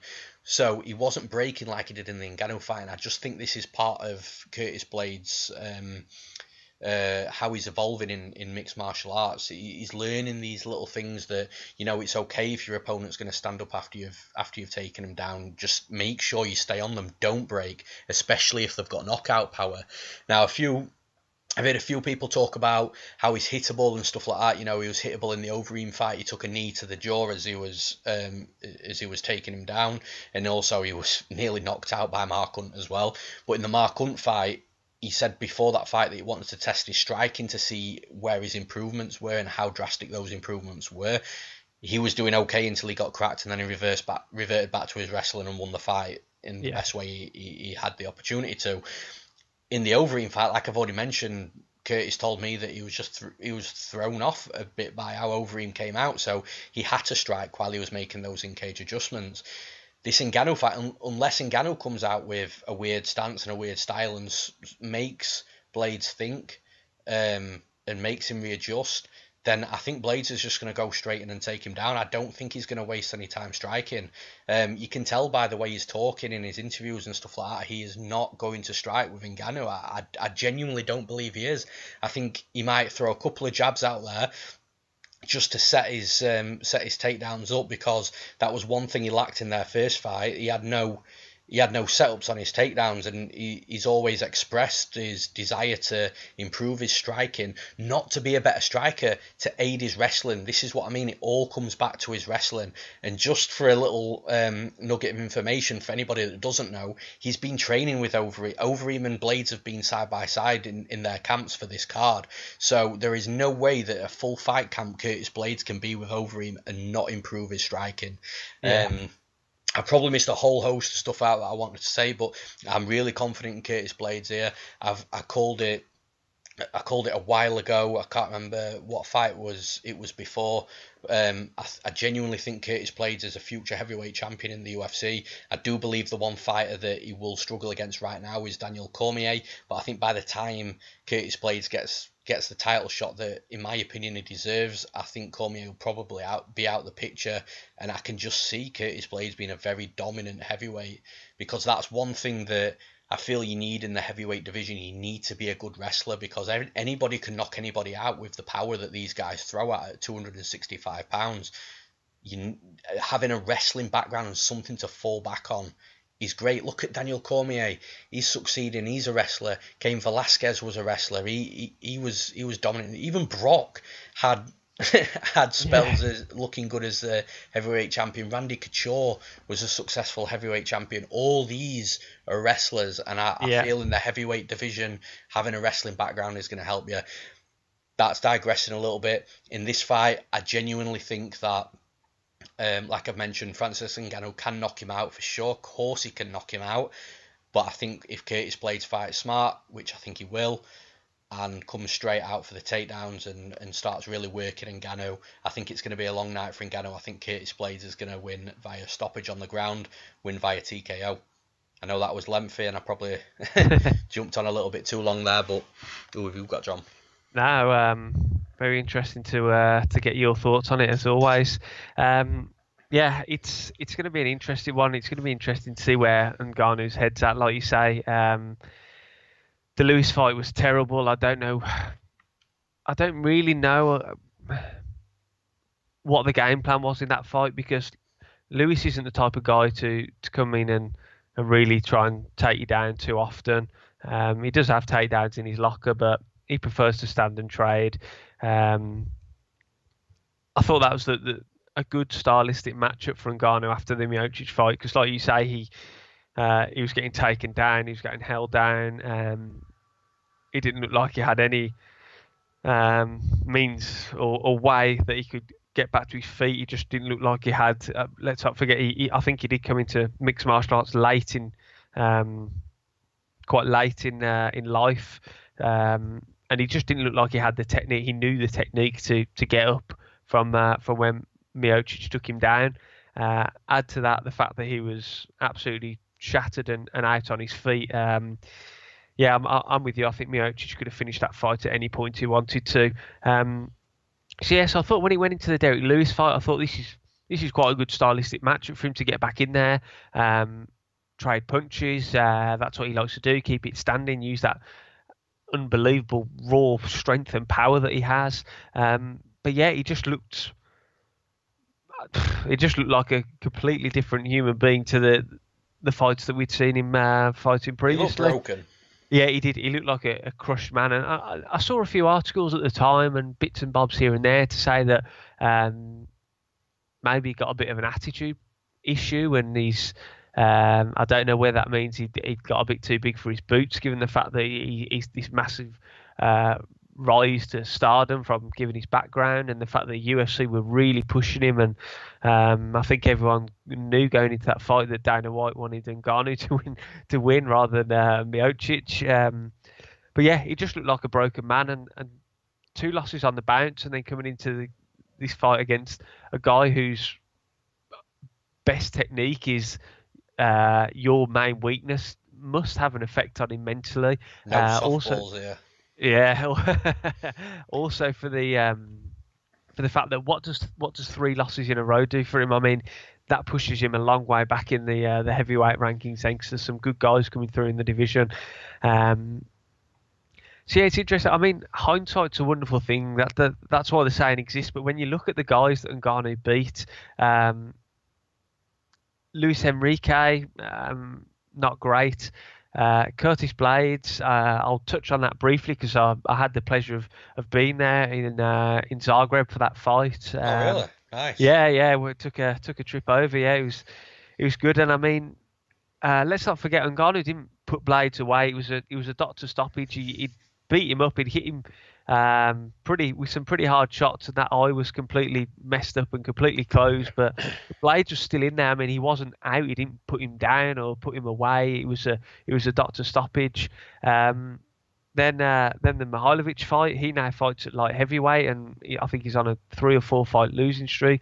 Anthony Hamilton, again, he's not a great opponent. And then his last 2 wins are obviously by far his best 2 wins are Losky and Overeem. But again, they kind of play perfectly into what Ngannou is, and that's a physical freak, really. He's a physical specimen. He throws huge power in his hands, and Arlovsky and Overeem have both been dubbed as chinny for several years now, and can be finished with power shots. So maybe it was a case of looking over hindsight, was Ngannou too hyped going into the Miocic fight? And maybe so. And I think, like you say, I think when Ngannou hit Miocic with a few of those shots and Miocic just stared back at him and carried on walking forward, I think that flipped a switch in Ngannou's head that kind of thought, shit, my strength isn't working here. I don't really have a plan B kind of thing. And for that reason, I am also going with Curtis Blaydes in this fight. I'm a really big fan of Curtis Blaydes. I think he's got a fantastic style. We saw in his last few fights, the Overeem fight. I mean, like you mentioned briefly earlier, he opened him up like a can of beans. That was brutal ground and pound. Sets everything up nicely with his wrestling. He can get hit, like you mentioned in the Mark Hunt fight. He got hit, but again, he overcame that and used his superior wrestling. The fight against Alexei Olenek, that was a UFC 217. I was at that fight as well, and there's a bit of confusion surrounding what had actually gone on in that fight, because we mentioned this for Olenek's last fight, didn't we? When we were talking on the podcast, and Blaydes, I think, went to kick him while he was down, and he literally like flicked his ear, and and Olenek was out there like he'd been like full blown volleyed in the face. Yeah, it was pathetic. But yeah, I'm very glad that with the referee in that fight, that they saw sense and realised that it was just Olenek who just couldn't continue, and it was nothing that Curtis Blaydes had done. And yeah, I think Blaydes will be able to withstand Ngannou's early barrage of strikes. I think he'll be able to clinch up, and then I think, like you say, get that body lock, take the fight to the ground. I think his top control has improved as well since the first Ngannou fight, and I don't know whether Ngannou's get-ups from the bottom have improved, whether his jiu-jitsu has improved enough to be able to stand back up in comparison to how Blaydes has come on in his top control game and his wrestling game. So I could see it being a really, really long and painful night again for Ngannou, and I actually think Blaydes is going to put him away quite early. I think he'll take him down in round one, and maybe keep him down for the remainder of the round, or Ngannou may get back to his feet, and Blaydes just works for the takedown again, and maybe takes down a couple of times in the round. And I think he finishes in the second round. I really do. I think like you mentioned with the Miocic fight, I think Miocic could have finished him at any point he wanted to as well. It just seemed to enjoy the fact that he was beating him up I didn't easily. He'll stay up till 6 a.m. because of that. Very true. But yeah, I think he was just enjoying the fact that he was beating him so easily. Yeah, I think Blaydes is going to go out there and prove a point like he did in the Overeem fight, and I think he's just going to try and, once he's got Ngannou down a couple of times and he's sensing Ngannou's tiring, I think he's going to unload some ground and pound. I think he's going to finish him in the second round, and yeah, I think Blaydes is, like you say, he's a real contender in this division now. And Daniel Cormier is probably his kryptonite because of Cormier's wrestling credentials, but anyone else in the division, I think he can most definitely beat.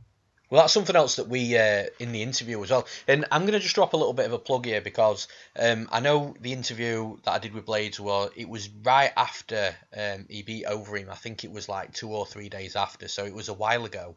But I listened to it back the other day, and just to see if there was any relevance, because obviously it's been a long time. I do a lot of interviews and I watch a lot of tape and do a lot of stuff, and you forget things. And I listened to the interview back, and I was like, damn, actually, even though this wasn't an interview specifically for an upcoming fight against Ngannou, it was a post fight interview. It actually has a lot of, in my opinion, the content of it has a lot of good insight for this fight. If you take a listen back to it, go to my YouTube channel, youtube.com/Newsome MMA. You'll probably have to dig a little bit down for it though. Like I say, it was a few months ago, but the content on there I actually found really intriguing when I was studying this fight. So, but yeah, one of the things that was mentioned on that was the whole DC thing, and it was Curtis that brought it up, and he said that he feels that DC is the better wrestler, the better decorated wrestler and stuff like that. He's an Olympian.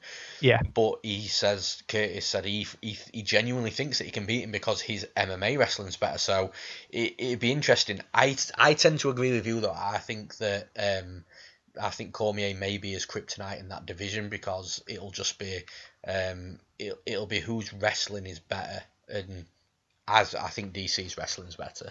Yeah. But like I say, when it gets to that title shot, because I definitely think it's going to. You know, we forget Curtis Blaydes is only 27. Heavyweights don't peak till they're like 37. So he's got 10 years before he even peaks, man. If you don't take any brutal punishment and damage in that time in the heavyweight division, which is a lot to ask, he's got a really bright career. And I think when that heavyweight title shot comes, I don't think Cormier is going to be in the picture. I don't think Velasquez will be in the picture. And you know, those two are the best wrestlers that we've seen in years in the heavyweight division. So, but yeah, we digress, and that's all she wrote for the fight breakdowns, guys. But we move on. Welcome to the hot topics portion. So the first thing we're going to kick it off with, and we've just touched upon it then, is surrounding one half of the main event, Curtis Blaydes, and his rise to the top of the division. And yeah, like I say, we've already mentioned a lot of points about it, and I just think it's. I genuinely think is a prospect and one to watch out for, and a little similar to I know I'm using this as an example for a lot tonight, but a little similar to what I mentioned with Xiaonan earlier. It's not just for the fact of what Curtis Blaydes can do, it's how hard he is going to be to beat, because if you do keep him on his feet and you start out striking him, he's going to drop down to his wrestling. He's going to take you down. He's going to wrestle you and win how he knows best. And I genuinely think his striking is going to improve leaps and bounds over the years. But like I've already mentioned, when I spoke to him, he specifically said he wants to improve his striking to aid his wrestling. And you know, the key thing to successful takedowns in mixed martial arts is you've got to set it up right. The shots have to be set up right, because a good set up shot leads to a perfect or a good entry, and the entry is the key part. If you've got a good entry, you're probably going to complete the takedown if you're a good wrestler, which is what Curtis Blaydes is now. The problem, and Curtis Blaydes has alluded to this himself, the problem that he's had is his striking was a little bit, well, it wasn't where it needed to be in regards to MMA. So because his striking wasn't there, that means his entries weren't great, which means he has to work harder for his takedowns. His takedowns won't come as easy as what he would like and what they should. But if he fixes his striking, which he is doing, like I said, he's just done a full camp with Alistair Overeem. There's no way his striking hasn't got better in that time. And I think he said in an interview with James Lynch as well that he's taken a few more knees than he would have liked to in training. But man, that's only going to get you better. You know, just tippy tapping with Overeem isn't going to make you learn. You know, going hard and sparring with Overeem is going to improve your striking. So I genuinely believe he's improved his striking, and we'll probably see the takedowns come a little easier in this fight because of that. So you improve your striking, your entries get better, your takedowns come easier. And man, it doesn't matter what sort of takedown defense you've got. If a wrestler like Curtis Blaydes or DC or Velasquez, like we've already mentioned, in the heavyweight division, shoots in at you and locks their hands underneath your butt, you go into the mat. You know, there's no two ways about it. So yeah, I mean, what's your opinion on Blaydes as a whole? Where do you see him? Do you also agree? Do you see him as a future champion? Are you still on the fence with that? You want to see a little bit more? What's your thoughts? I'm with you. I think he's definitely a future champion. I mean, when you look at the rankings, you've got Miocic, who's obviously you've got Daniel Cormier, but how much longer he's going to be around in the UFC? He's already said that his next fight could be his last fight. You got Miocic. That'll be a good fight. Miocic against Blaydes. That'd be interesting to see. I think it's Miocic. They tried to make that fight for Colorado. Yeah, they did. Yeah. And that would be a great fight because Miocic has got good wrestling as well. But the Derek Lewis fight, I think Blaydes wins that. And Ngannou, obviously, we're going to see now who's the better out of the two. And then when you look at the guys who are in the rankings, I mean, Alexander Volkov, I think Blaydes wins that. Overeem's coming to the end of his career. We've just seen what Blaydes did to him. Dos Santos, how many years has he got left in him? Alexei Olenek, he's 40 something. He's not got long left, and we've already seen Blaydes defeat him. Can I just say as well, the Alexei Olenek fight is the only fight that I didn't bet Curtis Blaydes in. For a start, I think he was like a minus 300 favourite anyway. Yeah. So I was never going to be interested. But that was the only fight that that I've seen Curtis Blaydes in, where I was very cautious, because it's always one of them when you've got a wrestler versus a guy that's as decorated as Oleinik in his jiu-jitsu. Yeah. I was wondering if Blaydes was going to keep it striking, or if he was going to test his topside wrestling against such a good Japanese fourth degree Japanese jiu-jitsu guy with 50 odd wins by submission in his MMA career. So 49 by Ezekiel choke. Yeah. So yeah, that's the one fight that I skipped with Blaydes from a betting perspective, just because I was a little bit unsure. But man, again, flying colours. He did strike to start with. He was successful, but he still went to take him down anyway, and he was in no danger at any point on the mat. So no, So you look at these guys: Tybura, Hunt, Tuivasa. He'll be there or thereabouts in the future. I think he's got a bright future ahead of him. But yeah, when you look at that list of fighters and how old they are and where they are in their career, and some of the guys that Blaydes has already defeated, I can't see why Blaydes couldn't become champion after DC hangs up the gloves, and I can't see why he can't remain a champion for quite a long time as well. Like you said, the wrestlers in the heavyweight division tend to be the more dominant champions. I mean, Cain Velasquez was the perfect example, and if he hadn't had the injuries he had, who knows what could be today with Cain Velasquez. Yeah, in my opinion. Yeah, I think so as well. I mean, he's a wrestling machine, his boxing's crisp, and he's a cardio machine. So, how do you beat that when he's 100% fit and healthy? But yeah, I definitely think Blaydes will be champion, and I think he could hold the title for quite a while as well. Yeah, I think he'll beat Miocic's record for title defenses. I think he'll be the next one to do that. And I also because I mean, people might be listening to this and just thinking, "Fucking hell, you're really writing everybody off." No, I'm not.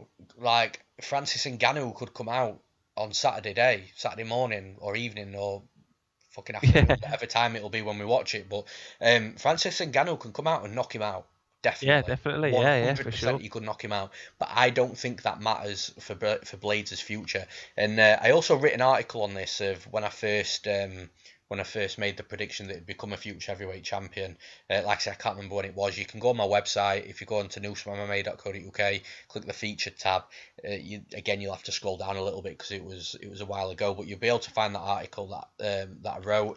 And I said in that article that I genuinely believe that Curtis Blaydes will lose another fight before he wins the belt.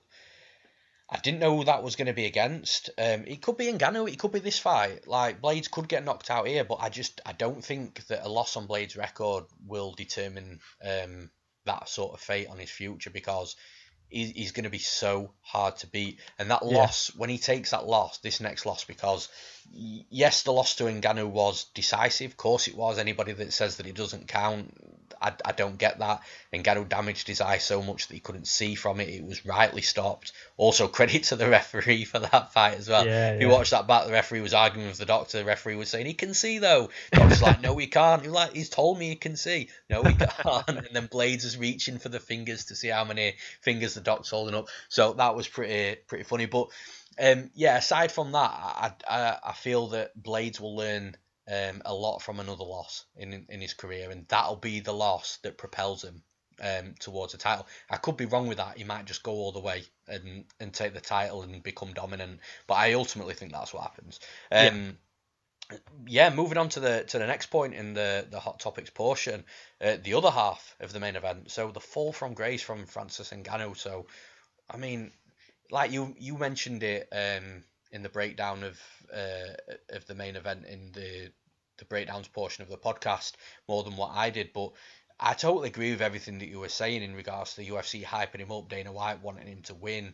You know, they were bringing out stats of he's the hardest hitter in the world. He hit his punches as hard as a 12-pound sledgehammer coming over his head downwards.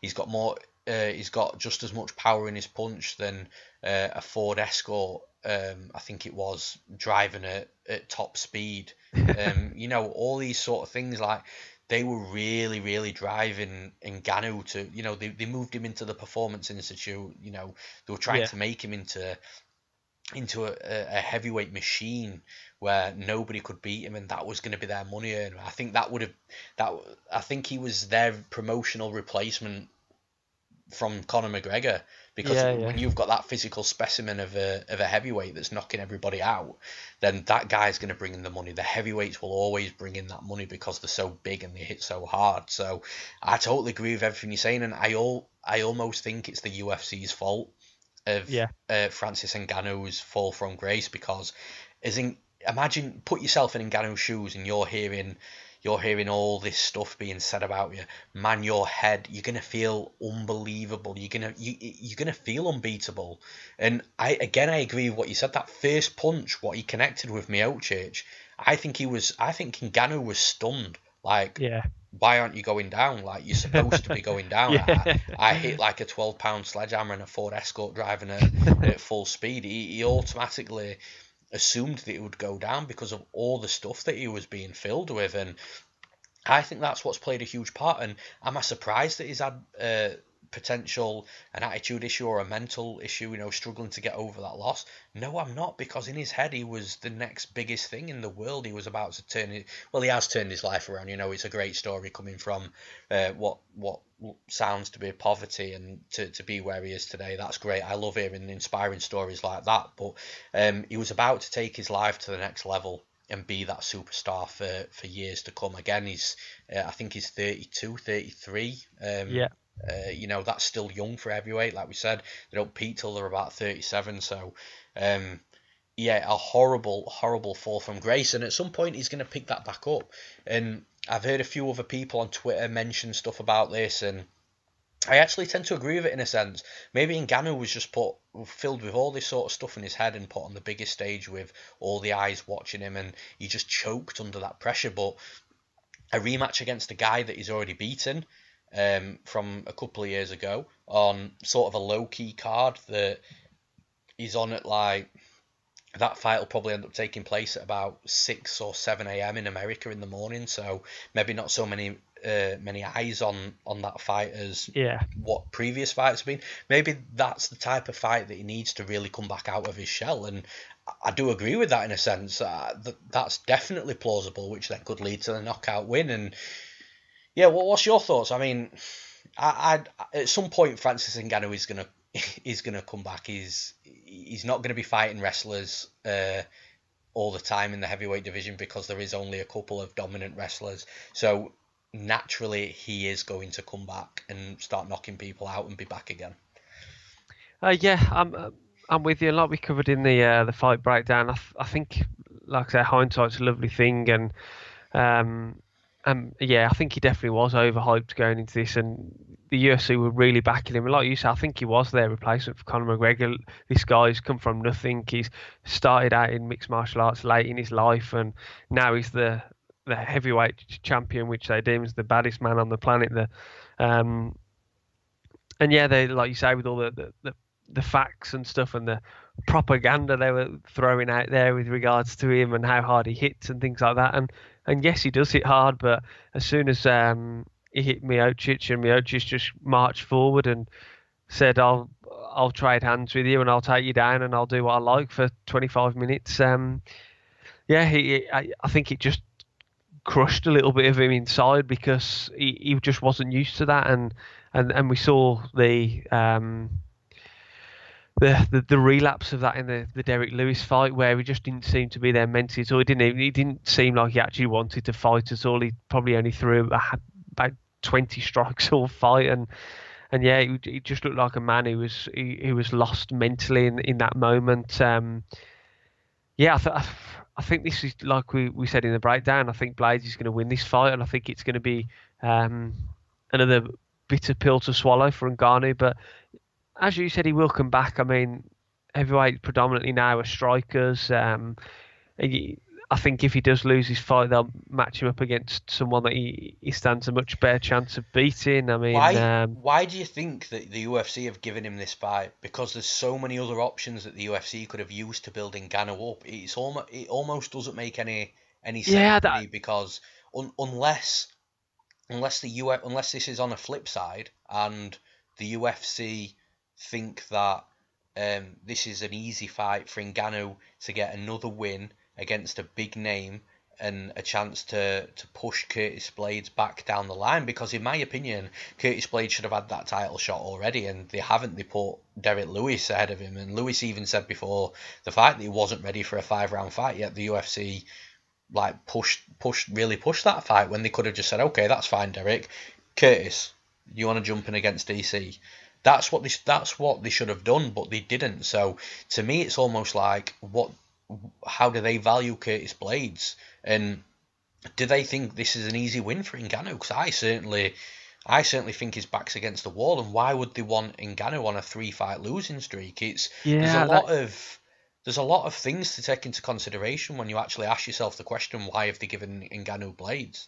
I'm sure I read. Don't quote me on this, but I'm sure I read after the Derek Lewis fight, and I don't know if I remember rightly, and I did read this. I don't know how true it is in the first place, but I remember reading somewhere that Dana White was absolutely furious with Ngannou because of that Lewis fight and everything they'd done for him. I mean, they flew him out to Las Vegas and put him up, and like you say, they gave him a massive push in the Performance Institute and all that. And I don't know, maybe it is I think the UFC rates Curtis Blaydes. I don't see why they wouldn't. I can't imagine a reason for them not to back him and to be favourable towards him, because it's not like he has a boring style, because like we saw with Overeem, he just crushes you when you. Yeah, he finishes. He's got 8 knockouts. He gets the finish done. So I don't know. Maybe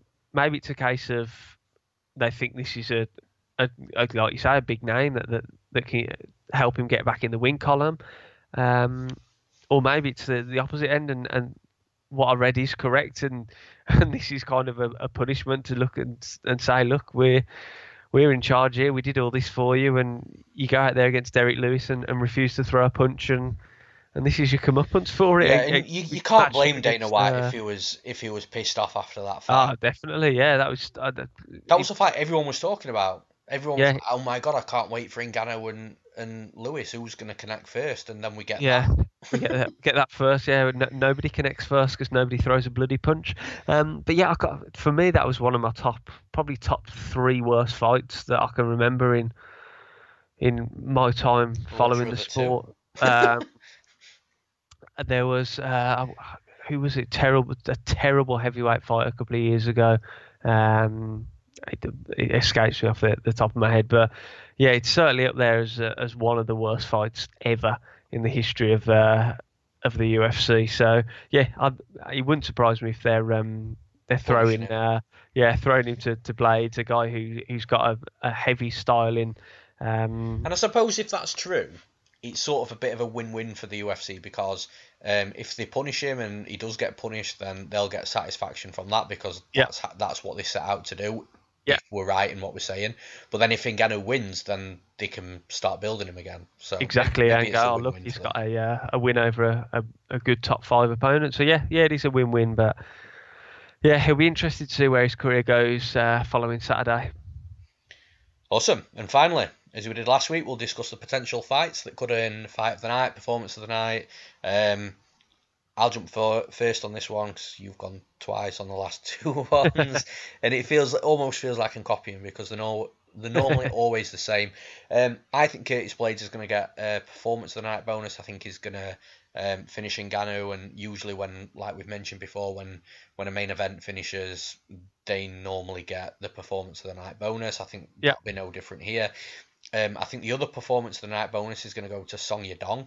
I think he's going to steamroll Vince Morales. I'll be shocked if he doesn't. Also very humbled, but I think Song Yadong will get a Performance of the Night bonus. I don't know whether he'll submit or knock Morales out, but I do think he finishes him. And then I think the Fight of the Night is going to be I really want it to be Hugh Yaozong and Rashad Coulter, but I think it's going to be Li Jingliang and David Zawada. I think it's going to be a firefight. It's going to be fun as long as it lasts. I think they're both going to get dropped at parts. I think they're both going to stand back up, and eventually I think one of them is going to fall down and stay down. Yeah, this is anticlimactic because I'm going exactly the same as you on this one. That's why I went first. So now yeah. it sounds like you're copying me. Yeah, I think it's going to be exactly the same. I think Blaydes will finish him, and like we say, main event, get a finish. That usually gets a bonus. Yeah, Song Yadong, I think we're going to see another impressive knockout. Just randomly playing matchmaker with Song Yadong, I was thinking it. After we'd spoke about the fight, actually during the Alistair Overeem fight, just popped into my head of what a great fight it would be. Song Yadong against Petr Yan. That's definitely a fight I'd like to see in the future. I think that could be fantastic. What about counter here? What about Song Yadong versus Jinsu Son? The possibilities are endless. And yeah, I think Li Jingliang against David Zawada will get the fight of the night, because there's very rarely nowadays a boring fight with the Leech involved. And Zawada. Yeah, and Zawada, yeah. Cool. So that's it for this week's podcast, guys. If you like the podcast, please hit the like button, subscribe. Again, we've got so much content coming in the run up to Christmas and the New Year, so don't miss out. We are still trying to build the YouTube channel, so all likes and subscribes are really, really appreciated. For the bets this week at UFC Beijing, don't forget to check out the premium bets from Newsome MMA and the membership options available too. And never hesitate to contact me if you've got any questions or inquiries. So, John, before we hit the Newsome MMA 2-minute plug, what have you got to mention, man?